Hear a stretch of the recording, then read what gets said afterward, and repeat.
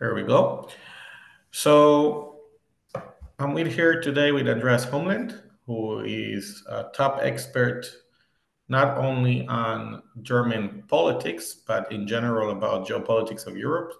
And I think it will be interesting today to hear his insights and his answers to a lot of the questions that we have, not only about the recent German elections, but also about a little bit some of the fallout of what happened on Saturday with Zelensky and President Trump, which directly is linked and impacting German politics as we speak. So without further ado, Andreas, the floor is yours.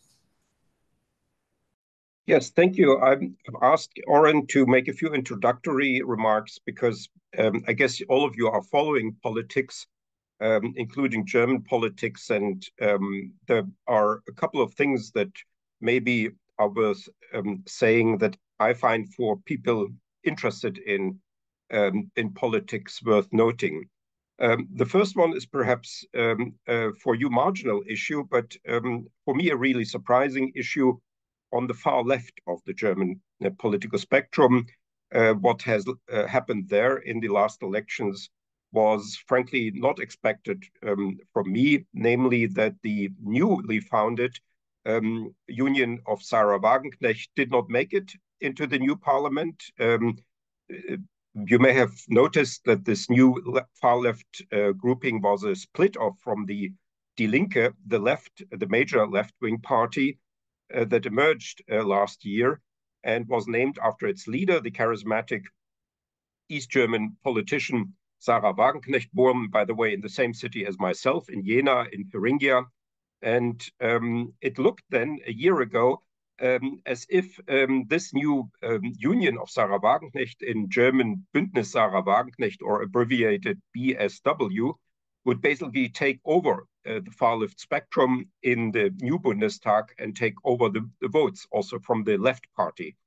At least the opinion polls then indicated something like that.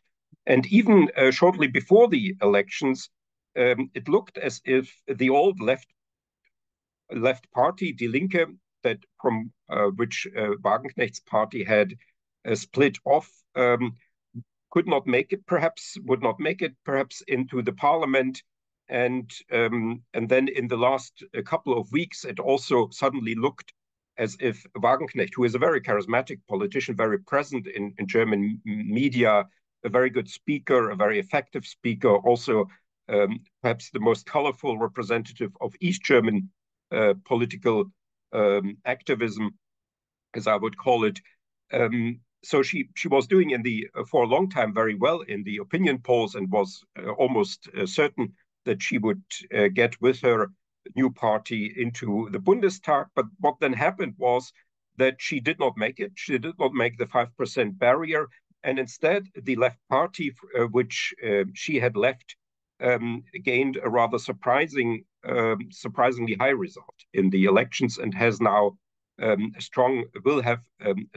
relatively strong, I mean, it's still the smallest faction, but it's well above 5%, a notable faction in the new Bundestag, which to me was a big surprise and perhaps also to other observers of German politics. And it now looks uncertain what will actually happen to this project, Sarah Wagenknecht, who looked like the up-and-coming politician of the far left. The other thing that perhaps is worth noting here also for political scientists is that we have in Germany now also a development as in other European countries, and that we have a strong far right that has doubled its result in comparison to the last parliamentary elections, and will have the strongest opposition faction in the new parliament, the Alternative for Germany. The Alternative for Germany, one should also say, is difficult to classify. It had started out as a populist far-right party and now is perhaps rather a far-right party that would be called by political scientists radical or even extremist. And some of the statements of leading representatives of this party have been so radical that even other far-right parties in Europe, like the party of Marine Le Pen, have declined to cooperate with the party. So this is a really peculiar party, even within the overall spectrum of far-right parties in Europe. And the other specific aspect here of this party is, in comparison to other European countries, that this party is not just stigmatized and even to some degree isolated on the European level, but also, and that is more important, on the German national level. So in distinction, for instance, to Austria, where the far right, the Freie Freiheitliche Partei Österreichs, the Freedom Party of Austria, has managed to be in coalitions before, so far at least, the Alternative for Germany is isolated and stigmatized to a degree that it will remain isolated. Although this far-right party has repeatedly, and its leader in particular, Alice Weidel, have repeatedly offered to the center-right party, to the Christian Democrats, to form a coalition together. And in some way, this would look like a natural coalition between the far right and the moderate right. But in Germany, the situation is such that the far right is, as I mentioned, stigmatized. It's something seen as being outside the field of legitimate governmental politics. And we do not have, for the time being, a participation of the far right in the federal government, and also not on the regional level. On the local level, there may be, and there has been already some cooperation between the far right and the center right. But so far, at least, this party remains, unlike in other countries, isolated from coalition building on the federal and also on the regional, on the Länder level, the subnational, the first subnational level. About the center, the centrist parties, I don't think there's that much to say. There are, in some ways, I would argue, close to each other in their, especially in their foreign policies. There isn't that much difference. And the sad thing, maybe, and that's my final point here in the introduction of these elections, is that the Liberal Party of Germany, the Free Democratic Party of Germany, FDP, has not made it into the new government. And this may be the end of this party as a party of the Bundestag, of the federal parliament, if it does not revive itself until the next elections. And that would be a big change, because this is a small party. It has always been a small party, but it is has been for decades a rather important participant of German politics, especially on the federal level, where this party has been sometimes the kingmaker, so to say, by deciding to go either with the center-right party, the CDU/CSU, or the center-left party, the Social Democrats. Maybe I'll leave it at that. We can also speak about the so-called traffic light coalition that is now coming to an end, and the new coalition, and of course the two major parties in this new coalition, the Christian Democrats and Social Democrats. But these three aspects, the revival of the left, the rise, but sort of stalled rise of the far right, and the disappearance of the Liberal Party in Germany from the federal government, seemed to me something worth perhaps mentioning at the beginning. Thank you very much, Andreas. I think the first question I have is a little bit more holistic, in the sense that we saw the highest turnout in 40 years, 6% more than last election, sorry. What kind of led to the public to be so involved and so passionate about this election? It seems that these were really intense elections compared to previous years as well, not just in the way that the results reflected, but in the sense of what we saw of the push around, especially in Germany, where parties were not so different from each other so substantially in the end of the day. So what do you think is kind of the mindset of the public, or what I said, the zeitgeist that is ruling, that is so much pushing for this kind of a high turnout in the elections? I think there's a general feeling that politics, European politics, international politics is changing, and then this is sort of a mobilizing force. Also, both the far left and the far right have largely profited from this from many novel new voters who have voted for the first time. They have been the major beneficiaries of this mobilization. There's also, I would say here, perhaps a factor that the US has the current administration has tried to interfere with these elections. Elon Musk has been quite active in promoting the alternative for Germany. J.D. Vance has also been active here. And that we have the war in Ukraine, the tension around the question of how to support Ukraine, to which degree to support Ukraine, the question of how relationships with Russia will develop. So we have a lot of sort of contentious issues that have mobilized voters, not to mention also internal issues. And here the migration issue in particular is perhaps the most discussed now in Germany, also in connection with a number of attacks, terror attacks by migrants, and the question of how to reconfigure migration policies and asylum policies. So these have been all very sort of hot issues. And still, the division between West and East Germany is also something that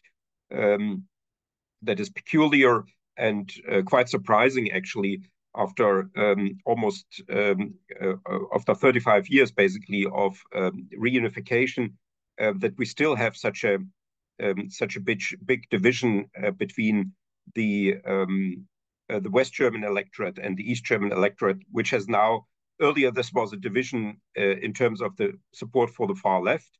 We had then a strong left-wing party to the left of the Social Democrats, and now we have a very strong support for the far right, the Alternative for Germany in East Germany. So we have these regional divisions. We have the divisions on foreign policy, on migration policy, and they have all mobilized, I think, the electorate in both parts of Germany to come and vote. We can't hear you, I think. We can't hear you. Always keep forgetting that one. You mentioned at the beginning a little bit about Elon Musk and J.D. Vance, the Munich speech that basically, I think for a lot of people before the Zelensky-Trump meeting was the event that kind of defined the U.S. administration until the Zelensky-Trump meeting. It's kind of a jaw-dropping event, a speech that was, as you said, a direct interference in an ally. Domestic elections was perceived quite intensively.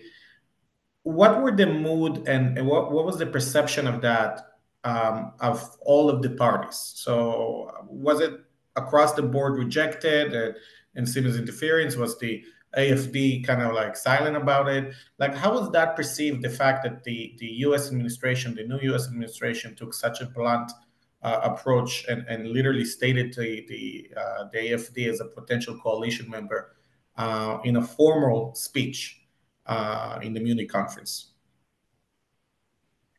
Yeah, I heard the speech when live when it was pronounced by Vance, and I wasn't so much shocked that I was sort of stunned by the inadequateness of the content that he was presenting to an international security conference. You know, that was something about domestic politics in European countries, which is perhaps worth discussing. I mean, you know, at a political science conference or some other, let's say, a party conference where parties of a certain spectrum meet, that would be something to discuss. But why at the Munich Security Conference, which is about foreign affairs, about defense, about coalition building and stuff like that? Why then come up with these stories about domestic issues? And he was telling things that many Europeans will not ever heard of. Some sort of somebody protesting against abortion was arrested, and that was then made by Vance into a major issue, sort of a major illustration of what is wrong with Europe. He compared Greta Thunberg to Elon Musk.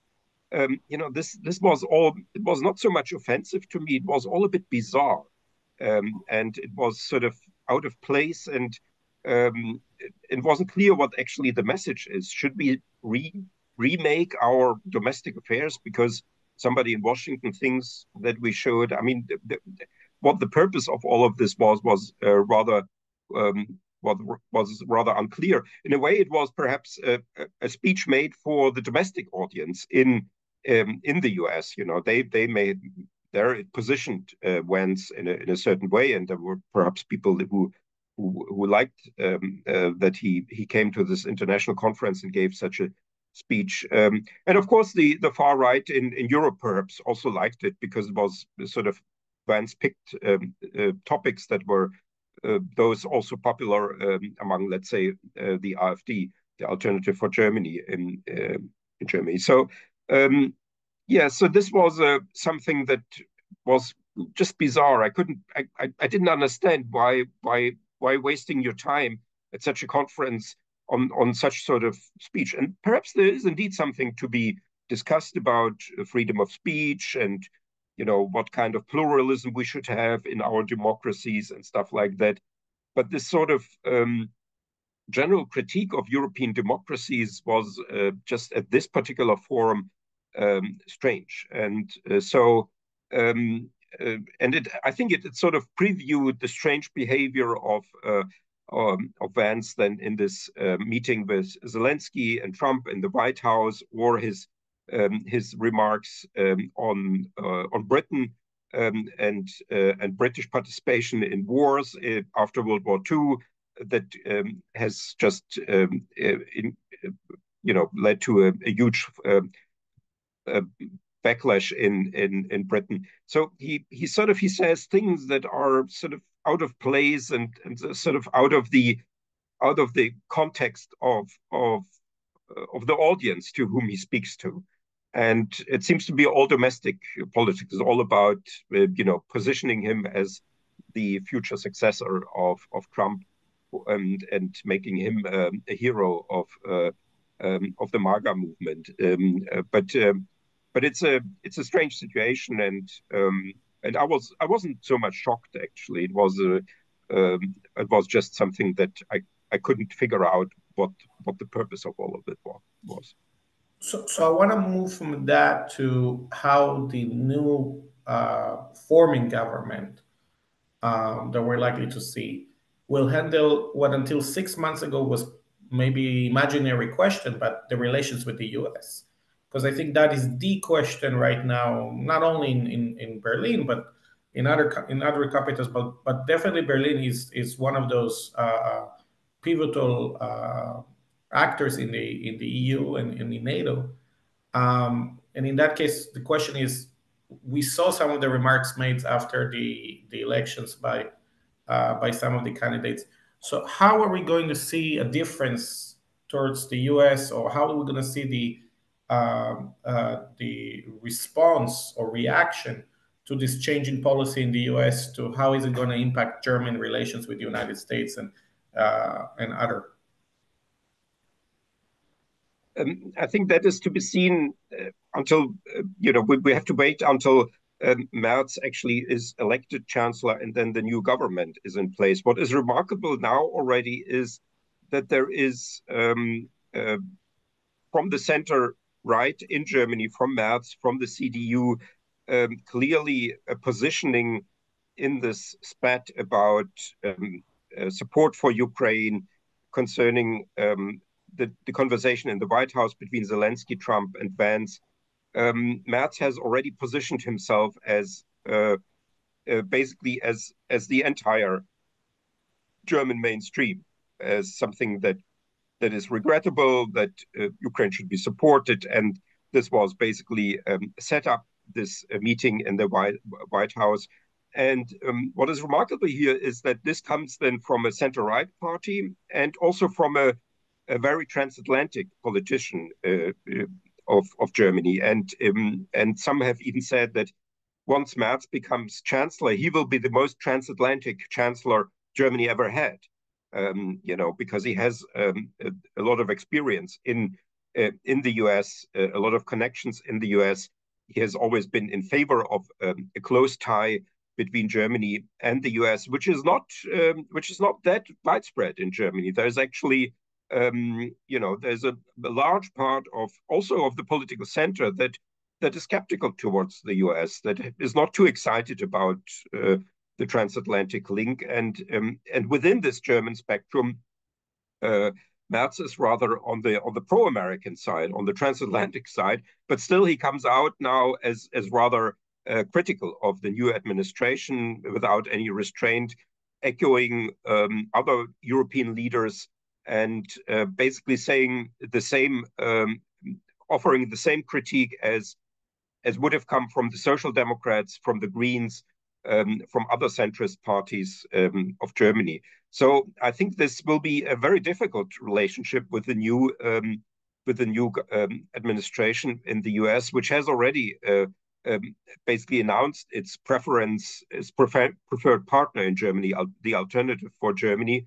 And a lot will, against this background, depend on how well Merz, Macron, and Starmer, as representatives of the three strongest, economically strongest part and militarily also strongest countries, will coordinate their position towards the US. And I think they will need this coordination. Perhaps, the question of how Meloni will as Italy's prime minister will behave herself, because she's more also further on the right in the political spectrum, and she's now perhaps sort of, she does not know perhaps now herself where to stand on in this new confrontation. So I would say that the major countries, also including the smaller ones, there are also with the Scandinavian countries, let's say the Baltic countries, Poland is to be mentioned here separately. Poland is I think it has the potential and the ambition to play a major role in Europe. All these countries will have to work together to sort of to be heard in Washington, to be able to make their case. So this is also a moment of unification, I would say, of further integration for Europe, not just vis-à-vis the threat from the East, but also vis-à-vis the challenge, let's call it that way, from the West, and from on the other side of the Atlantic. So I want to raise a kind of I wouldn't say a scenario, but an hypothesis that I heard from some experts that are saying the moment the peace negotiations between Russia, Ukraine, and the US, which currently is basically US and Russia, whatever is taking place in Saudi Arabia, one of the elements that's going to be difficult for Germany will be the energy aspect, because essentially they're talking about restoring Russian energy back to the German economy, something the German economy is definitely struggling right now and slow down, and that could be a great boost, some cheap energy costs coming from Russia, which could lead to kind of a breakdown of this, what seem now to be an unbreakable alliance between those three countries, France, Germany, and the UK, when it comes to Ukraine.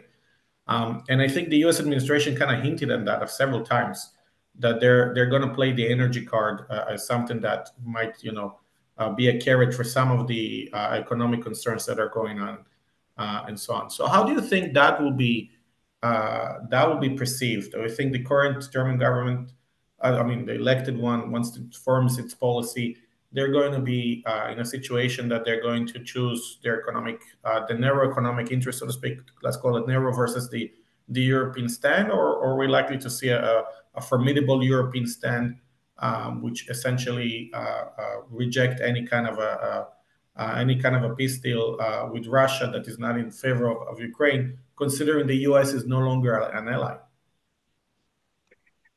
I think that is basically a fake discussion or a dead end, because one of the strings of these four strings of the two Nord Stream pipelines, Nord Stream 1 and Nord Stream 2, was not destroyed in September 2022. And since then, there would have been always the opportunity for Germany to use this still operational string for gas deliveries from Russia. That has not happened for political reasons, for geopolitical, if you like, reasons, and it will not happen until there's a regime change. I would actually call it that way in Russia. If we have a new regime with again a pro-Western, pro-European policy, like in the 1990s when Yeltsin was president, then I could imagine a restoration of German-Russian economic relationships. Of course, there would have been done also a full withdrawal from Ukraine and a fundamental change in Russian foreign policy, not just the regime change as such. Then I could imagine this sort of restoration of these relationships. But now I think, why would Germany even need the US in all of that? There is as I mentioned, the operational string of the Nord Stream 2 pipeline, which has not been destroyed. We could have done that, since for these 3 years now, almost 3 years. Why is it now that the US somehow is playing a role? And it's even more bizarre against the background that Trump has earlier, when he was president, during his first presidency, criticized this Nord Stream, and then I can't remember whether it was Trump or Biden. The Nord Stream project was then sanctioned actually by the US, and was a huge scandal for the US, including for Trump. And now he would suddenly sort of promote the same project that he once criticized so loudly, and somehow include that in a deal. I think there would be so much resistance against something like that within Germany, in Eastern Europe, and Scandinavia, all over Europe. It's just, and we have basically, we the Germans have now basically reconfigured it's gas energy has become more expensive for us than it was when we got the gas from Ukraine, via Ukraine, from Russia, and then via the Baltic Sea, from Russia. But now we have a new situation, and so we are basically set now in this new situation, which is perhaps economically slightly less advantageous than with cheap Russian pipeline gas. But I don't think this will change. I think it's an interesting sort of speculation, but I don't think there's any. There so many things would have to change so fundamentally. If we are in a different world, yes, this can happen, but first we would have to get into this different world. My only argument is things changing so fundamentally so fast in the last few months. But I wanna touch on the Ukraine angle. So obviously there's a shift in the U.S. administration policy from basically continuation of the war towards defeat of Russia, to basically forcing Ukraine to accept peace. We still don't have all of the details, but it's pretty clear that the hammer is down on the Ukrainian side, not the Russian.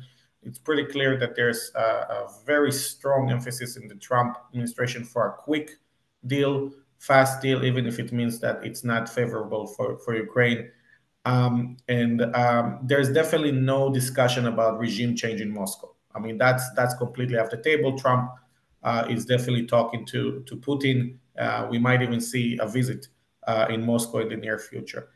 Where is Germany in all of that? Because this is basically something that, and when I say Germany, I understand that the answer is the same goes for London and the same goes for Paris. But where is Germany in this situation where basically there's such a drastic shift from a regime change, kind of alignment between all the NATO allies, to the prime member of the NATO alliance, basically making, no, we're no longer into a regime change in Russia and finishing the war that way. We're in favor of a peace talks. So how does Germany basically would react to that and will build into that their foreign policy around that? Yeah, I wouldn't say that, regime change was really the policy of the West. How would we do that? I mean, this is it would be an indirectly, it could be a result of, and it, I would even say it will be a result of a stronger support for Ukraine in the war, but that will be then, you know, um, first there would have to be a certain defeat of Russia in Ukraine, and then this could have then domestic repercussions in Moscow. But that that is the only way we can sort of indirectly influence that. I mentioned the regime change myself because I think it will come at a certain point. This because the you know and that has only indirectly and secondarily was something to do with Western policies. It's just an outcome of the many tensions that are currently building within Russia, within Russian society, the economy, the politics. So it will come at a certain point. In which way and when, I don't know, but we may not be so far away from this. So because the tensions are rising by the month, I would say now within Russia. Germany, I think, has already under Scholz and will more so even under Merz be, after all, with the Ukraine. I think there has been not yet materially, but rhetorically, ideologically, if you like, there has been a major change in the last 3 years.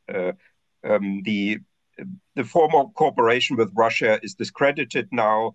There's a lot of blaming now of politicians that were following this course and pushing it.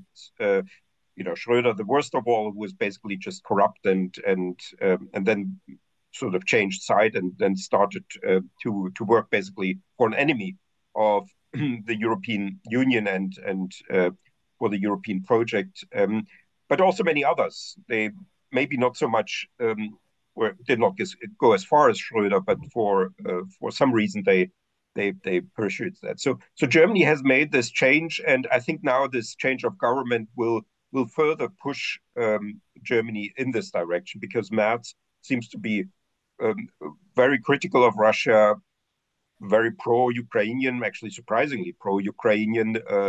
The Green Party has become a very strong pro-Ukrainian force. We have now also a pro-Russian force in the parliament, and that force will be strengthened. The already mentioned far right alternative for Germany, but as I said, this is a stigmatized party. This is an isolated party that with whom nobody wants to cooperate. So I think basically Germany will try to support Ukraine as far as it can, and the question is here not about political will. So in my view anymore so much. The political will has actually risen and has rapidly risen since Friday, since this scandalous meeting in the White House, as in other countries, as in other governments. The question is more rather now, do we have the resources? Do we have the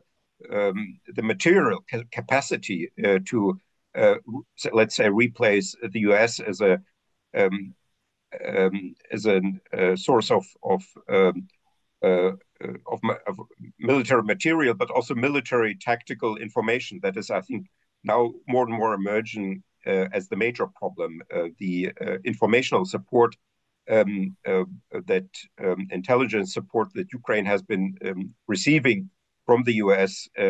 And if the U.S. cuts this off from Ukraine, then this will be a major problem for Ukraine, perhaps even more relevant than the material side of it.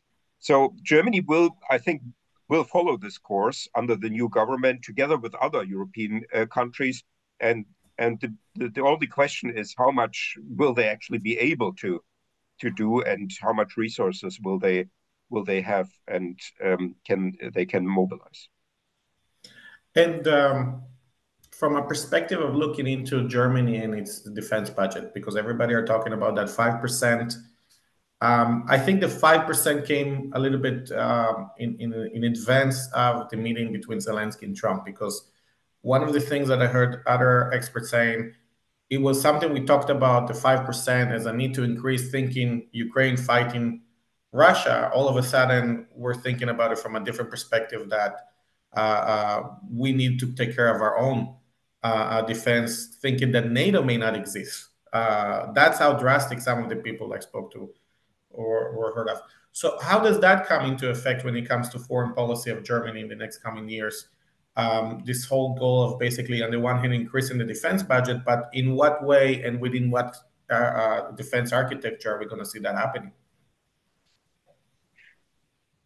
Frankly, that would be a lot of speculation. What is indeed remarkable is that this discussion about defense spending has now changed uh, rather drastically from something that is requested by NATO, by the US, by other European partners of Germany, and now it's being something discussed within Germany. And the question is, how much should we increase our defense spending? How much can we increase our defense spending? Basically, all the centrist parties are now agreeing that the defense spending should be increased significantly, and then the question is now, where to take the money from, how to mobilize it, how to change the laws and even the constitution in order to be able to do that. And so that is now a different discussion, and I think it's an overdue discussion. We should have had this discussion much earlier, of course, at the latest since 2014, when after the annexation of Crimea and the start of the war in Donbass. So now it's coming better late than never, and how exactly this will then play out is still unclear to me. And here, I think it will be also, that is also a German tradition. It will be, much of it will be done on a European level. The open question also here for me is how much the European Union can be utilized for that, because the European Union has not been designed for this sort of situation. We have this consensus rule. We have a veto right for many decisions for certain countries. And now we have an outsider in the European Union, the Hungarian government, that constantly is basically boycotting, sabotaging the European policies. So maybe there will be a new format then emerging, perhaps something like a defense union, something like we have already with regard to free travel. We have the Schengen zone, which is a coalition of the willing. We have the Eurozone, which is a coalition of the willing. And perhaps we need also a defense union that would then, where Germany then would play a dominant part, and perhaps even taking in countries that are not members of the European Union, like Norway or Great Britain, that would then become part of this defense union. I think, to me at least, that would be the most logical development of this entire issue, because then we can build up enough weight to actually make an impact. Currently, the EU is not the perfect structure for that, and we need some institutional change, either within the EU or outside the EU. One of the scenarios I heard people talking about was the idea of that Ukraine enters negotiations, doesn't receive NATO membership, doesn't receive UN, American troops on the ground, but do receive a EU membership as part of the kind of compensation, kind of the build over, and as a way to put as a carrot to the Ukrainians for accepting the territorial losses and the fears they have and so on. So where do you see Germany in that kind of a scenario where Ukraine is basically perhaps being looking into accepting Ukraine into the EU? Is that something Germany will push for? Is that something they will accept? How do you see that?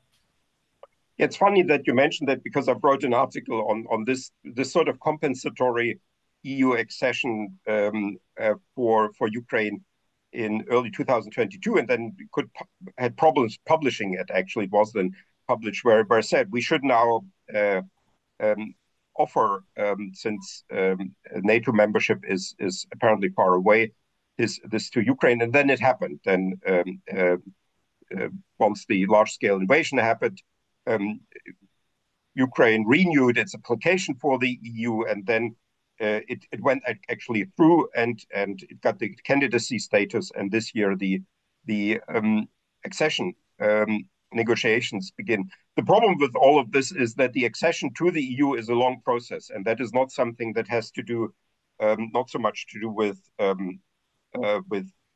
Ukraine, but this is in general a long process, and it's a very bureaucratic, very legalistic also process, and it's not a quick solution. No, it's not something that can be now sort of already implemented. It will take, I would think, at least 5 years, if not longer, until Ukraine becomes then a member of the EU.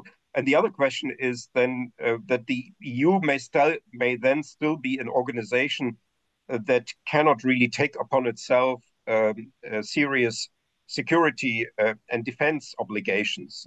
It has the article, I think it's 42.7, which is which sort of makes the EU into a defense union, and that is good. But that's not what the EU is for. It's not.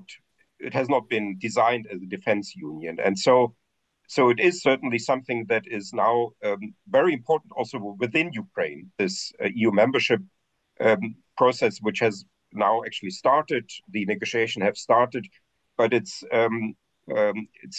so far I think the main effect is psychological, and it will more and more have also an economic effect on Ukraine, but it will not resolve the security issue. And then the problem may be that Ukraine may at a point become basically ready from the side of its legislation and its public administration for EU membership, but without the security issue resolved, then the EU would say, well, we cannot do that, because then we would all be suddenly at war with Russia if Ukraine becomes a member of the European Union, and then the respective article of the Treaty on European Union is activated, and then it would be an EU-Russia war. So that has to be resolved somehow. I think that security comes first. How this will happen, I don't know. Whether NATO will actually, at the end, then take Ukraine, whether there will be a new security structure, or whether the EU will change to such a degree that it will become actually a defense union, then this issue can be resolved. But something has to happen. The current situation is not suitable. If let's imagine, or let's for a moment think that Ukraine would now have already fully implemented the acquis communautaire and would have already now the full readiness to become a member of the EU. I don't think it would, because the EU would say, well, we cannot do that. We have no capacity to go to war against Russia as a European Union. So something has to happen. So in that way, actually, the long accession process to the EU is maybe even sort of fitting to the situation, because that then gives also time for Ukraine and for its Western partners to think about what to do with the security situation in the meantime. Three topics that I'm going to ask you the questions, but let me just lay it down. The first one is the nuclear weapons. I'll ask you about that. The second is about China and German foreign policy towards China, and the third one will be about the frozen Russian assets. So let me ask you first about the nuclear weapons. Germany, it's a taboo. For a long time has been objecting that. They're being under the U.S. umbrella. There has been U.S. troops, U.S. bases, and so on. But we are now, it seems that we are in a time where we are basically kind of measuring and looking into everything. All the foundations are kind of being rattled, so to speak. Do you see a potential change in the German nuclear policy? I.e., will Germany seek nuclear weapons at some point in the near future? I would exclude it, but I think it's unlikely.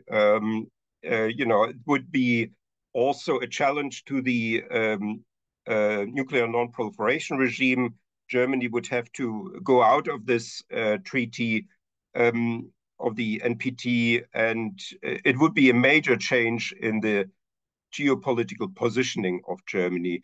My feeling is that rather there could be now a stronger cooperation with France and also with Britain, although Britain has gone out of the European Union, in strengthening their nuclear capacities, also to leave the current non-proliferation treaty intact, and then have France and Britain extend their nuclear protection and nuclear deterrence towards other European countries. I think that would, to me, make more sense than creating new nuclear powers within Europe. We have these two nuclear powers, and I think there's a good case to strengthen their nuclear capacity, and to then also widen their protective sort of umbrella, to include, for instance, Germany. I think that this may already come up soon, because what we have now is Merz is actually ready to give the Taurus cruise missiles to Ukraine, that Ukraine has been asking for a long time. And one of the reasons is that Germany has not done that so far, is that Germans are simply afraid of doing that, because Russia has managed to instill in many Germans the idea that if Germany gives Taurus cruise missiles to Ukraine, this will be the start of World War III, a nuclear war, and an attack of Russia against Germany. So in this connection, I think Merz may already raise this issue now with, let's say, with Macron and also with Starmer, whether they could extend their nuclear umbrellas to include Germany, and then give Germany more freedom in, let's say, delivering finally the Taurus missiles to Ukraine. I think that is what I would expect. The second question was. So the second topic is China, but let me reverse that. Let me ask you about the frozen Russian assets. There's a lot of discussion about that. I believe the amount was 350 billion or something like that. 300. What I've heard is 200 billion, I think, in Belgium, and then another. So overall, 300 billion. $300 billion that are basically frozen. Cash, yeah, so can be used immediately to, if decided to. And I don't want to go into the internal EU / each country its own legal aspects, what it means to use frozen money. I don't want to go into that. Understood. Assuming that aspect has been diffused, will Germany support the use of Russian frozen assets in the reconstruction of Ukraine? Will that be a fundamental point with any negotiations points that they will push for? Yes, I think there is a political will certainly there, and there's also an understanding that perhaps it may be now already better to give this money to Ukraine, to let Ukraine protect its territory, and then thereby let not the cost of rebuilding Ukraine rise further. So in principle, this is all already known for 3 years now. 3 years ago, when this discussion came up and when the assets were frozen, there was still the idea that these assets would be used for rebuilding Ukraine. And now the question is rather, can we use these frozen assets, confiscate them, and use them for defending Ukraine? So that is now the issue. And I don't understand these reasons that why this has not been done yet on a larger scale. They have been used already in an indirect way, these assets, to as a sort of security or credits for Ukraine. But why they are not simply confiscated and given to Ukraine, I don't understand. The money is there, and it's also, to me, it's clear that this money will not return to Russia under no circumstances. I mean, Russia certainly wants it back, and it has even offered that it would then use the money to the destroyed parts of Ukraine that it controls itself. But that would be then Europe would be basically assisting an expansionist war and an annexation and a major violation of international law that is just too absurd to even discuss. So I hope this will somehow resolve. I can't understand why this has not been done long ago, especially since this sort of financial issue is so hot everywhere in Europe and in America, and that people are asking why are we not using that money instead of our own budgetary. But I want to touch on that too because I think that's a crucial one. From what I understood with some U.S. foreign policy experts, they're saying this is a carrot on the table of the negotiations for the U.S. and the Russians. And what you're saying is that essentially Europe, i.e., Germany, is one of those leaders. They're going to be refusing that because they will be rejecting that. So what we are projecting here is a possible kind of a clash between the US and its European allies when it comes to those frozen assets. How much political will is there out there for the German new leadership to go head to head on this, especially when it's within the context of peace negotiations? It's harder to refuse that. I mean, I could only imagine something like that happening, a return of these assets to Russia, if there is a full withdrawal of Russia from the occupied territories, and perhaps then a reparation agreement between Ukraine and Russia, and then Russia would sort of get this money back, and then use the money to for the reparation payments to Ukraine.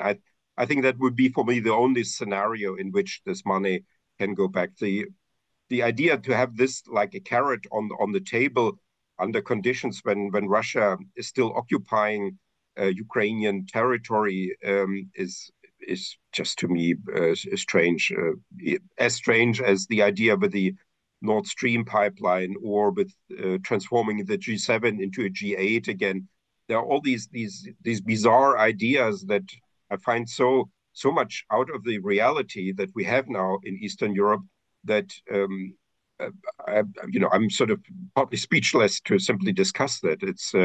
It would be such a scandal in Europe that I cannot imagine that going forward. But it looks like the U.S. administration is pushing for something like that. That's the point. I know it's hard to accept, but until 1 month, 2 months ago, we wouldn't be discussing this. But now this is the discussion, and so the question remains: this is exactly the point which you're saying is it's unconceivable for European leaders today. But I'm saying tomorrow, might be the new normal for them to deal with. So, what's the political will to confront the U.S. on that topic? That is what I'm pushing for. How much are they willing to clash on that? Because we saw, I mean, with Zelensky in the meeting he had, they set up this new meeting, kind of a conference to show support. But at the end of the day, they did not clash the United States confrontationally. They basically challenge it by having a substantial kind of a complementary conference and showing support. But they did not clash with the United States. That's the point. So my point maybe here is when is enough for the European leaders to say, hey, you pushed us against the wall here enough. We're taking a stand, a line in the sand. I'm trying to reach to that point. What is the line in the sand for the European leaders in a sense? Well, I mean, that's eventually I don't have an answer for that. This is because it also depends on, so many things. There are also the organs of the European Union, which are very pro-Ukrainian. The Commission is very pro-Ukrainian. The Parliament is very pro-Ukrainian. The Council also, where the countries are represented.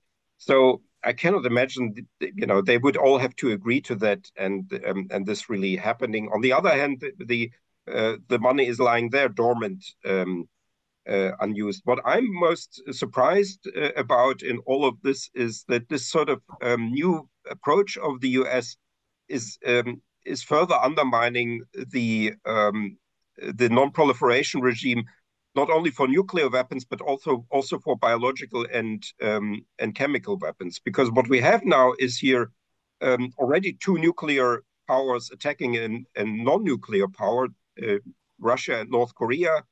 Russia within the non-proliferation regime, North Korea outside the non-proliferation regime. They attack a country that is forbidden by the non-proliferation regime to have nuclear weapons. And now another nuclear power, the US, is sort of assisting Russia in making the annexations permanent, in getting the assets back, with all sorts of perks, and not punishing the violation of the borders and territorial integrity and national sovereignty of a non-nuclear weapon state. And this is not about liberal values or something like this. This is not about democracy versus autocracy. It's about traditional state order. It's about borders, sovereignty, integrity. It's not so much a question about whether Ukraine is a democracy or not. Kuwait, when it was annexed by Iraq, was not a democracy, yet it was then, a year later, in 1991, liberated by a coalition led by the US because, there was an interest to save the state order, the principle of state sovereignty as the basis of international affairs. And here as well, and the US is now getting into this fluid zone of where borders are not so important anymore, and where a non-nuclear weapon state can be punished for not having nuclear weapons. This is a play with fire, I would say, because not only Ukraine but also many other countries around the world will then make conclusions from that. They cannot rely on international law, on international organizations, on international solidarity anymore. What they can rely on, having their own weapons of mass destruction, if not a nuclear one, perhaps a chemical or a biological one. And then this whole system of non-proliferation goes down the drain. And that is not in the interest of the US, I would think. If you have then suddenly dozens of countries around the world that have weapons of mass destruction, it's also not in the interest of Russia, of course, but Russia is in a different world already anyway. And now the US seems to enter this different fantasy world as well. So I wanna at that point I wanna touch. We don't have a lot of time. Just quickly, just because I want to touch on the topic of China. So with the security architecture that we know, let's call it the old or the current, the current that is basically kind of a fading security architecture that we know, that has been the one that we have seen, the NATO, the EU, and so on, and Germany within it. How does Germany see their relations with China within the new kind of a normal that we might see? Are they now perceiving it something that they're more favorably of doing, or are they still considered to be a threat? How those German relations with China will look like in the next coming years under a new government? Well, I'm not a China expert, and I'm also not studying German China policies. But my suspicion is that the relative seriousness of China as a cooperation partner for Germany has risen during the last month, against the background of the decline of the US as a serious partner. So China doesn't look now as bad anymore as it did perhaps 2 months ago. if you compare China to the US, maybe China is actually in some ways a more reliable partner than the US, to put it in very stark terms. There has been a different approach in Germany towards China than in the US, and there has been this attempt by the entire European Union to keep good relations with China, and that was then often a confrontation with the US about how to approach China. But now everything is changing. Frankly, I find it too difficult to say here anything, because it's also a lot will depend on what eventual approach the US will take towards China as well, and whether the US will uphold its hawkish approach towards China, or whether it will also become more dovish. That is also something now already being discussed. So So many things are happening at the same times that same time I find it difficult to predict or anything. What has I think made German leaders rethink the relationship to China is the disaster of the Russian-German economic relationships um, and the lost investment, so to say, in Russia and the dead end into which that has led. China is a much larger market, and so the attractiveness of China is, of course, then much higher than in certain regards than Russia. Although Russia has also its own attractiveness as a supplier of natural resources, but this disaster of German-Russian economic relations, I think, it has now also made Germany more cautious towards China.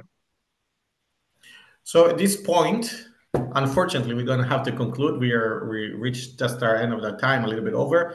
Andreas, I want to thank you so much for taking the time today. This has been fascinating. As you said, we're talking about events that are going. The grounds underneath us is shifting dramatically. Definitely something we haven't seen in years, in decades. So definitely difficult also for you to provide the analysis, but you did excellent. So I want to thank you so much for giving us that perspective of the German elections, the German politics and foreign policy. And I want to also let everybody know that in about 27 minutes, speaking of China, I'm going to be talking to Richard Weitz from Hudson about U.S. foreign policy. And he is an expert on the triangle of U.S., China, Russia. So definitely this is going to be interesting. Andreas, you're also invited to that one as well, of course. So thank you, everybody. I want to thank you for that. And if you want to join us to that, their link is in the chat. You can click on that. And we're going to have a few more webinars coming up ahead this month. Depends on the situation, depends on the events. It's a bit too fast for us sometimes. So thank you so much, Andreas. It's been great. And thank you, everybody who joined us. Thank you. It was a pleasure.